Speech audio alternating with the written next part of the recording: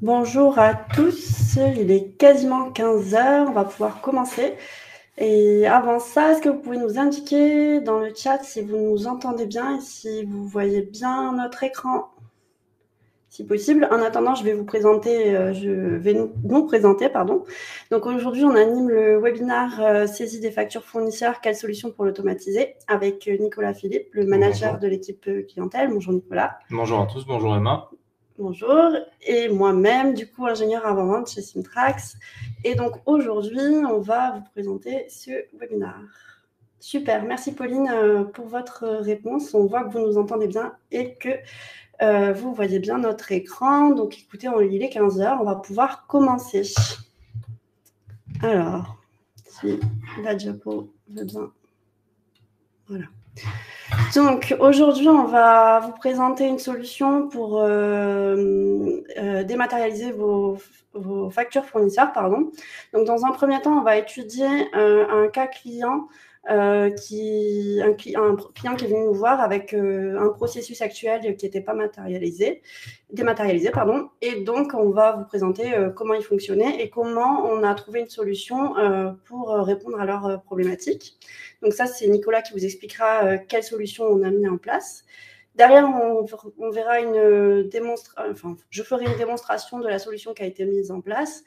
Donc évidemment, la solution qu'on a mise en place, elle représente un flux qui n'est peut-être pas adapté à votre cas, mais sachez qu'on pourra bien sûr s'adapter à vos cas et donc du coup proposer des flux différents. Et une fois qu'on aura fait cette démonstration, on passera à la conclusion.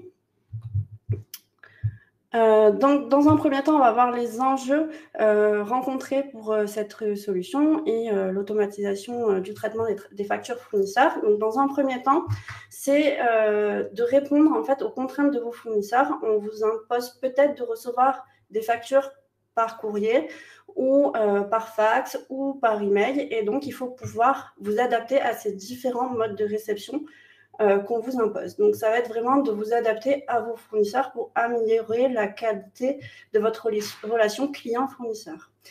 Dans un deuxième temps, on verra aussi qu'on va essayer d'éviter de la redondance des tâches administratives, c'est-à-dire de saisir plusieurs fois les informations pour les rentrer dans votre ERP, par exemple. Et également, on parle aussi de la limitation des erreurs humaines, puisqu'on sait que quand on ressaisit des données et qu'on recopie des données, on peut être amené à faire des erreurs. Donc, nous, on souhaite vraiment éliminer ce type d'erreur. Et enfin, on va parler d'intégration automatisée des données dans votre ERP. Donc, ça aussi, c'est un enjeu pour les solutions qu'on propose. Donc par rapport à ces différentes problématiques ou éléments qu'on a ciblés juste avant, on va pouvoir voir avec cette étude de cas comment on peut y répondre et quelles sont les problématiques donc factuelles qu'on peut voir au niveau métier et qui peuvent se produire au quotidien. Donc on peut avoir des factures fournisseurs qui sont réceptionnées par PDF, donc via email.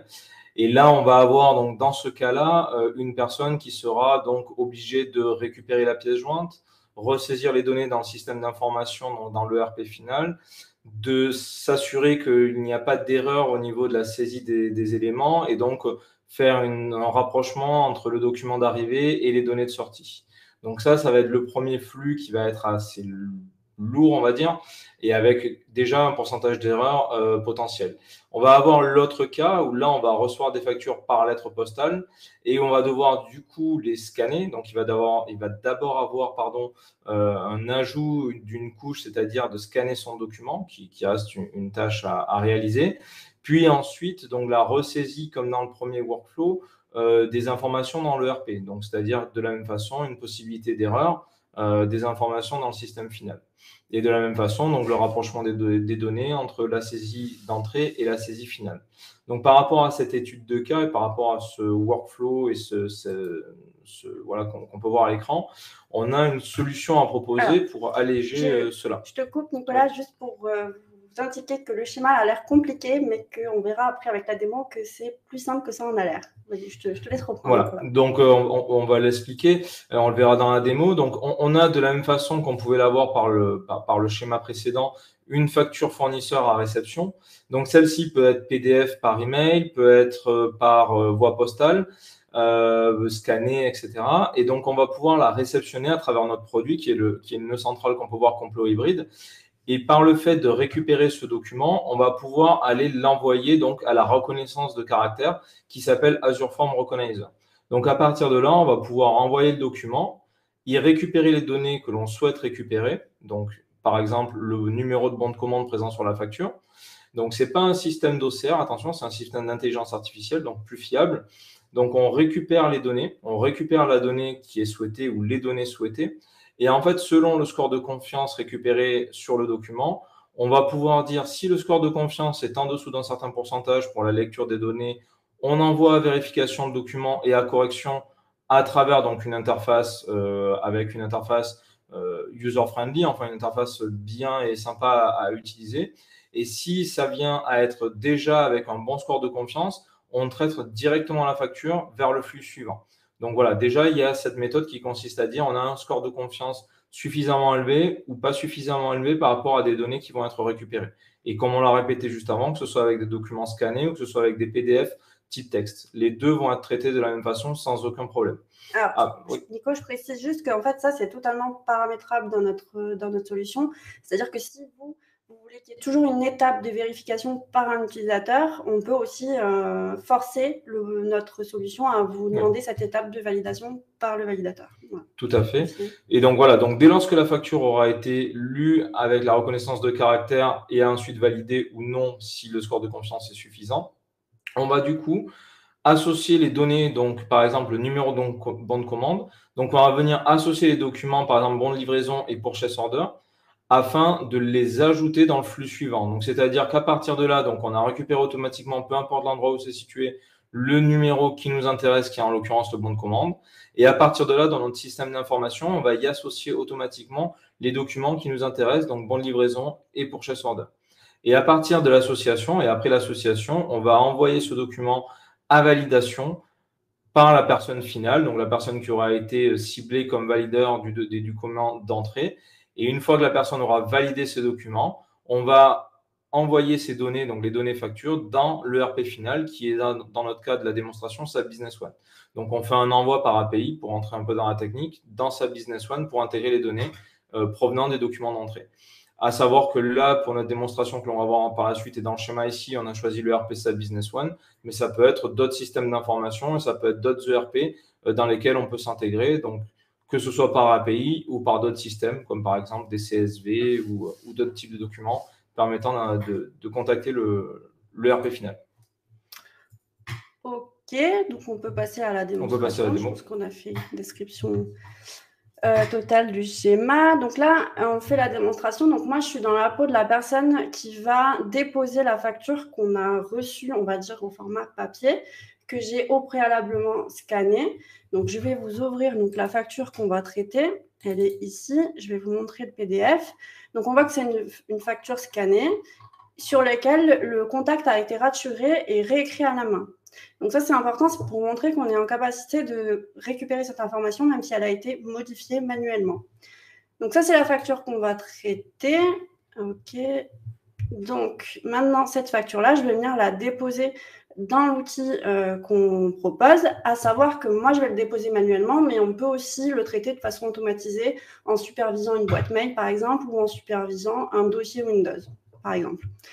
Donc, je vais venir me connecter à la console. Je me connecte avec un login et un mot de passe qui m'a été fourni par mon système, par l'équipe informatique. Et je viens ici, j'ai le logiciel sur lequel je vais pouvoir, la page web sur laquelle je vais pouvoir déposer le document. Donc, je vais rentrer dans le flux dédié aux factures fournisseurs en cliquant ici et je vais tout simplement venir déposer la facture qu'on doit traiter. Voilà, donc là, je vais envoyer le fichier.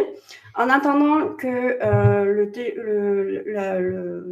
document se charge, je vais juste vous présenter l'interface. Donc ici, on a les différents flux dans lesquels on peut venir déposer des documents. Et après, on a ici accès à tous les documents qui ont été traités par le logiciel. Et on voit qu'on peut, par exemple, avoir plusieurs états, donc en attente de vérification, rejeté, vérifié, etc. Donc, on va récupérer pas mal d'informations sur cette interface-là.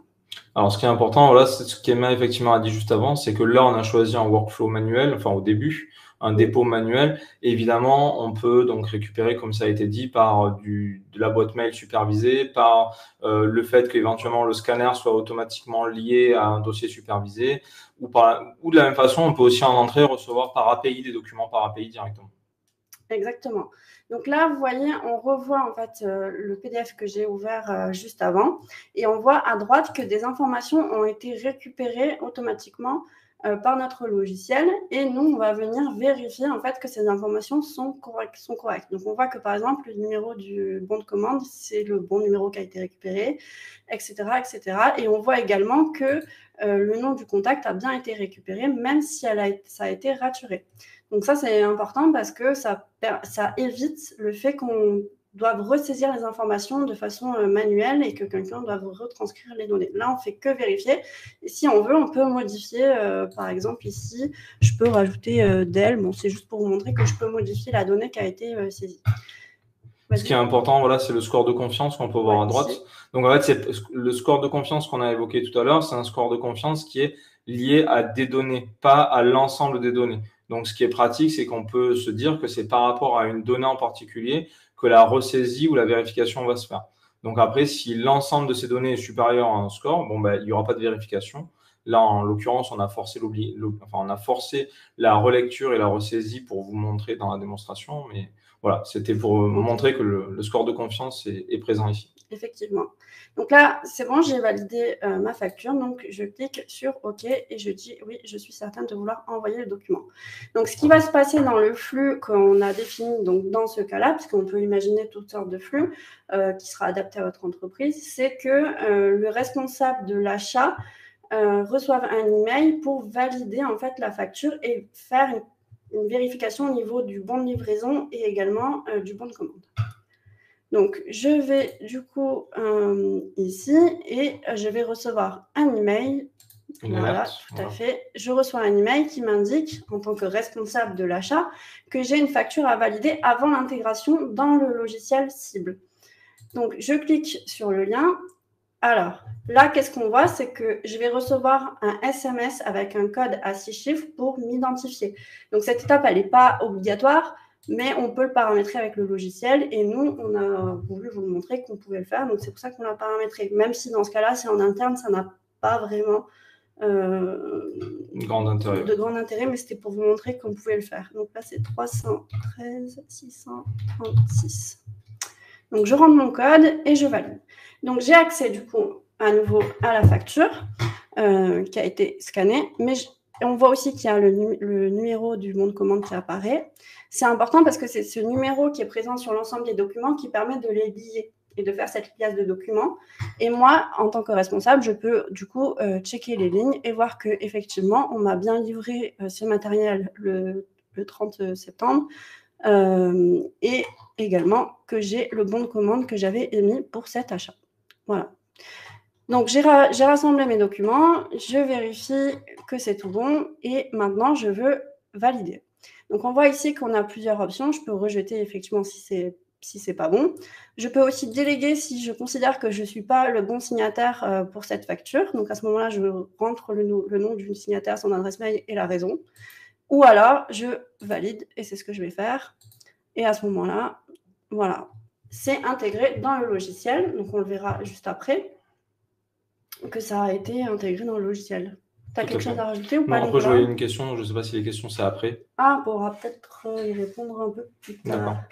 Est-ce que le circuit de validation est obligatoire? Non. Non. Après, bon, je pense qu'on gardera peut-être les questions à la fin. Ok. Donc là, on est sur notre logiciel comptable, en fait, dans lequel on est venu créer la facture, donc dans les drafts. Donc pour ça, je vais au bon endroit. Donc voilà, pour précision, là on a choisi, comme on le disait tout à l'heure, SAP Business One en tant que RP final. Ça peut être d'autres types de RP et comme on l'a dit, donc là le dialogue vers le RP final a été fait par API. Donc après, ça peut être d'autres systèmes de sortie. On le fait également là, actuellement pour des clients avec Sage, donc ça fonctionne aussi. Donc voilà, il y a plusieurs possibilités et on peut très bien communiquer vers le RP final de plusieurs façons. Alors, là, le temps que ça se reconnecte, parce que, excusez-nous, on a perdu la connexion, je tiens à préciser qu'il est possible aussi, quand on a fait quand on a fait l'étape de validation des données, on aurait pu rajouter des champs vides où la personne qui valide la facture peut ajouter de l'information, par exemple le compte comptable auquel il faut attribuer la dépense. Voilà, donc là, j'ai l'impression que ça rame un petit peu. Je crois qu'on a un problème de connexion, donc j'espère que vous nous entendez toujours. Oui, après, est-ce que c'est notre serveur? Ben là, est-ce que vous nous entendez? Si vous pouvez nous mettre un petit message pour nous dire que vous nous entendez, ça serait super. Parce que je ne sais pas si on vous a toujours avec nous. Oui. Oui, bon, parfait. Ben, alors on va continuer du coup parce que je vois que là, ça... Ah ben voilà, c'est bon, ça y est, aussi. Donc, vous voyez ici, on a bien créé la ligne correspondant donc, à notre facture. Donc, on peut éventuellement l'ouvrir et vérifier qu'il y a bien les lignes qui ont été créées. Voilà, on retrouve notre matériel qu'on a acheté. Et donc, évidemment, on peut lier aussi cette facture à la commande qui avait été créée dans le logiciel comptable. Voilà. Donc, voilà, on vient de voir la démonstration. Je vais peut-être remettre comme ça pour que ce soit plus sympa. Voilà. Donc, ce qu'on peut voir avec notre démo, c'est qu'on réduit les erreurs de saisie, puisqu'on n'a plus à saisir l'information, mais juste à la vérifier. Et on va gagner du coup du temps. On va aussi économiser donc des coûts d'exploitation et raccourcir les temps de paiement des factures, puisque ça, c'est un objectif que tout le monde a, de vraiment accélérer les processus de paiement. Et donc, on améliore l'efficacité et la productivité de votre entreprise. Et enfin, ça permet tout cela d'optimiser la relation client-fournisseur. Donc, Simtrax, c'est une société française. Donc, on a notre siège social qui est basé à Nîmes, dans le sud de la France. Mais on a aussi une couverture internationale puisqu'on a des bureaux qui sont installés tout autour du monde. Worldwide.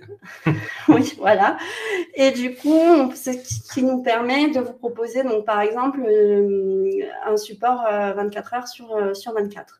À noter qu'on a déjà fait plus de 3000 installations chez des clients de tout secteur. On s'adresse à tous les secteurs. On a des clients de tous les domaines. Et en moyenne, nos clients travaillent avec nous 12 ans, ce qui démontre bien qu'on est en capacité de vous accompagner dans vos changements de système informatique. On a également 3 partenariats technologiques, donc un historique avec IBM, un également avec SAP, et le dernier, c'est Microsoft, puisque nos solutions sont hébergées sur Microsoft Azure, enfin nos solutions cloud. Nicolas, tu peux peut-être nous en dire un peu plus sur ce qu'on fait de manière globale? Tout à fait. Donc, les autres éléments, enfin, les autres axes que nous faisons, que nous réalisons. Donc, on peut retrouver la facturation électronique, donc c'est-à-dire qu'on travaille depuis maintenant plus de 5 ans sur l'automatisation des factures, que ce soit donc sur les flux allant vers Chorus ou que ce soit également avec PayPal.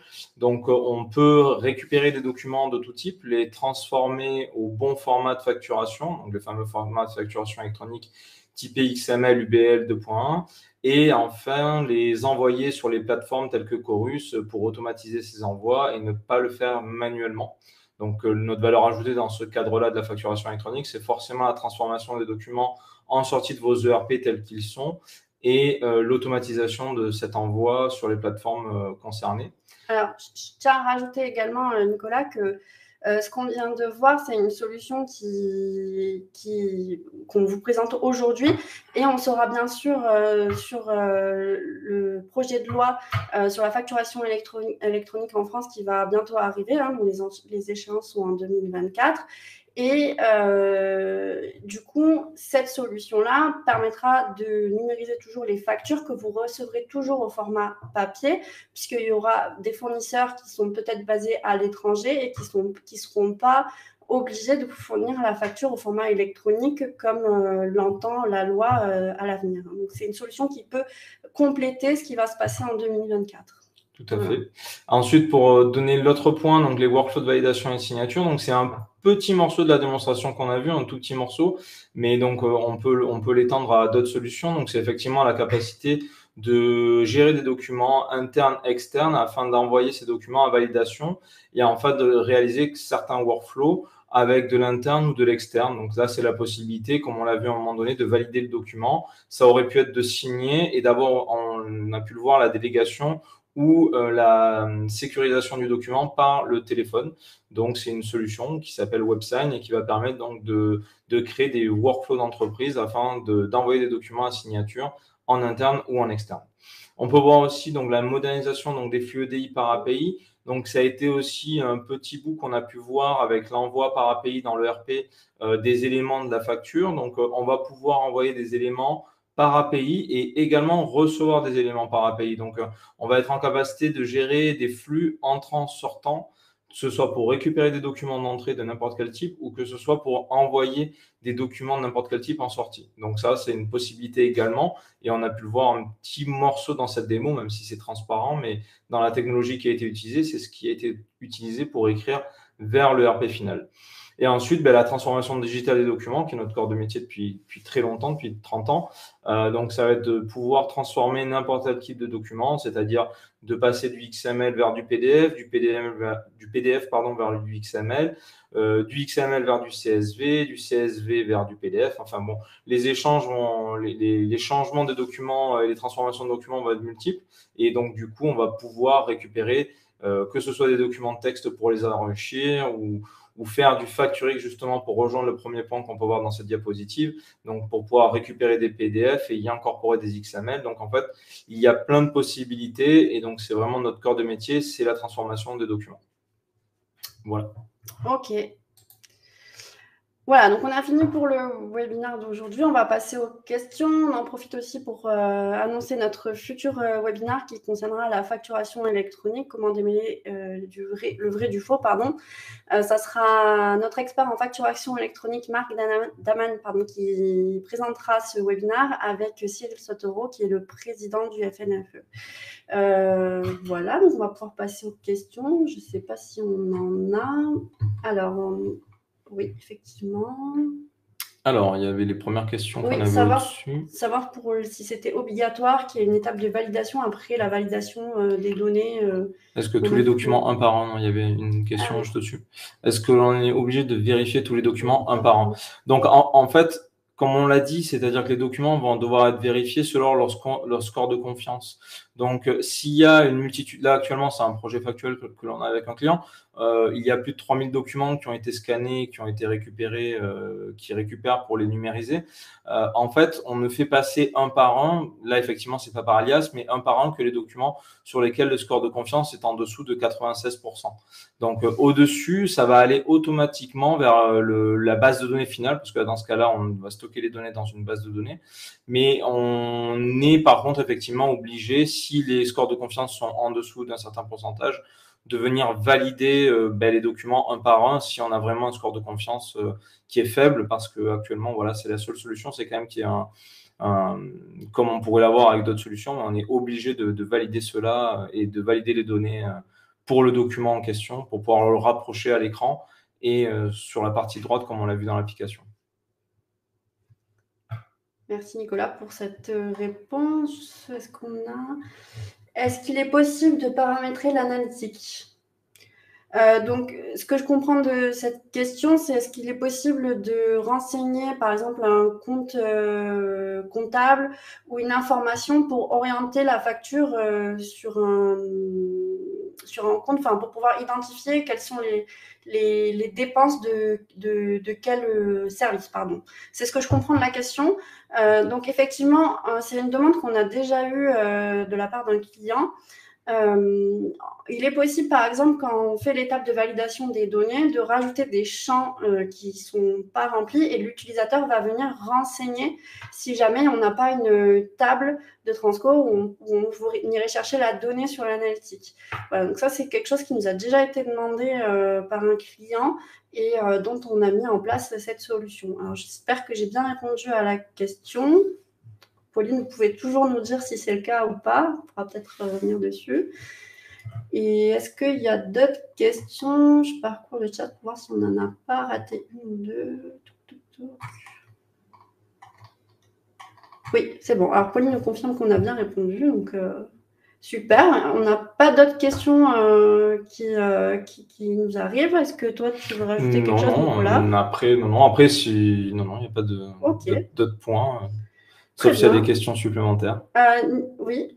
Si il y en a qui arrivent.